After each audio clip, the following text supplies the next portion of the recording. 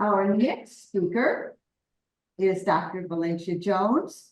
Her title, Solutions to the Pipeline to Prison Over Identification, a Case Study. Please welcome Dr. Valencia Jones.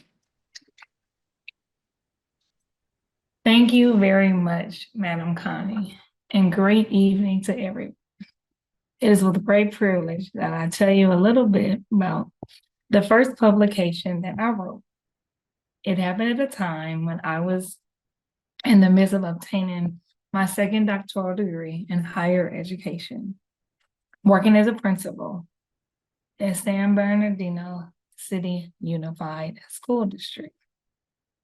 There was a huge over-identification of African-American males that encountered the juvenile justice system. Initially, I looked at all students and came up with 60%. I then looked at males only and came up with a number of 85%. And I looked at African Americans at the time that I was an administrator. Over 96% of African American males in my high school had already encountered the juvenile justice system. So for that reason, I chose to do a study. Through empirical research, juvenile delinquency, which was identified, was prevalent on campuses throughout not only California, but in the United States. And what I wrote way back in 2008, when I began the study, was that if we did not try to solve the problem based on administrative awareness, teacher training, parent education, and student research, that African American males will be a social phenomenon. And sad to say today, they are a social phenomenon, and there is a nationwide effort to educate African American males based on this. The end of my study was done and presented and then published in April of 2011.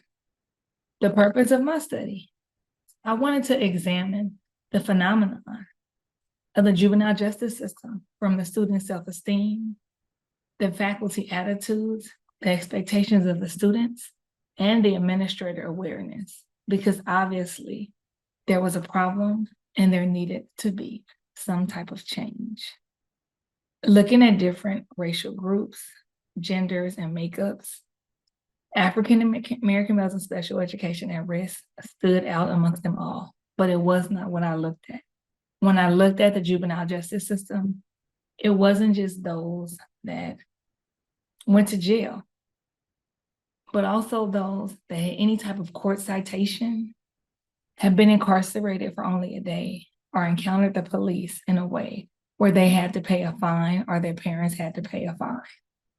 By the age of 20, it was estimated at the time that I did the study that 17% of African American males had 17.9% of African American males had served federal or state time and received sentencing.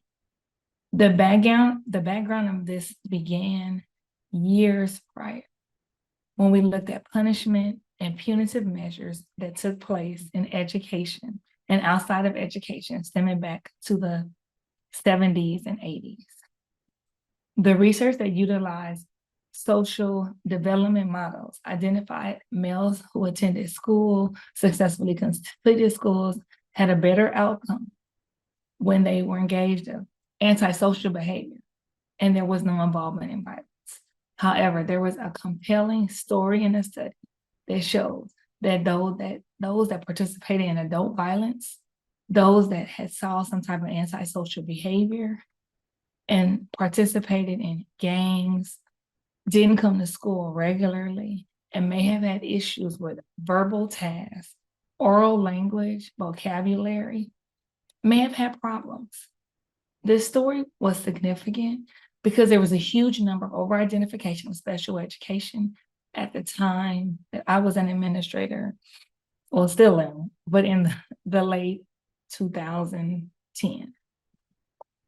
Part of the significance of why this was important was there was a slew of changes that took place in administration.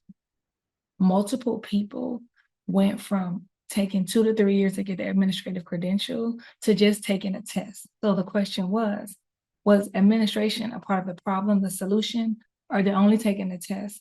Was that part of the problem? And that's where we looked at self-esteem of the students, parent involvement, faculty attitudes, expectations, and/or administrative awareness. There was hypotheses that were given, and there was a huge level, 217 pages of literature reviews that were done and the outcomes that were examined. But there needed to be proper education by the administration of special education, in addition to theories that were examined of juvenile delinquency, of how to encourage parent involvement, bridging the gaps in early education, in elementary, for reading, writing, providing a library incentive and involvement at an early age, in addition to understand what can happen when things went wrong and not just looking at punitive measures. In addition to doing so, early exposure to college and career. And with Colvin, Cullen, Scully, and multiple educators that we now know as regular names looked at, was a statistical analysis that took place when we involve parents, the community, in the education of our students. Where the disabilities took place was what was happening with them and how could we mainstream our students so that they were not as isolated and involved. So those of you that may have a student, think of a student, or know a student that may have a disability, no matter what race, creed, color, or gender, the goal is to be actively involved with the student. This ex post facto correlational and problem solving study was founded that parent involvement was integral, involving the students in the community and mainstreaming them in the classroom as much as possible, but also providing a college atmosphere where they're able to hone in skills that they can do and demonstrate intelligences that they have within instead of those that they may be lacking. So thank you very much. Please visit ProQuest for the study, and it's been a pleasure to get this information to you tonight.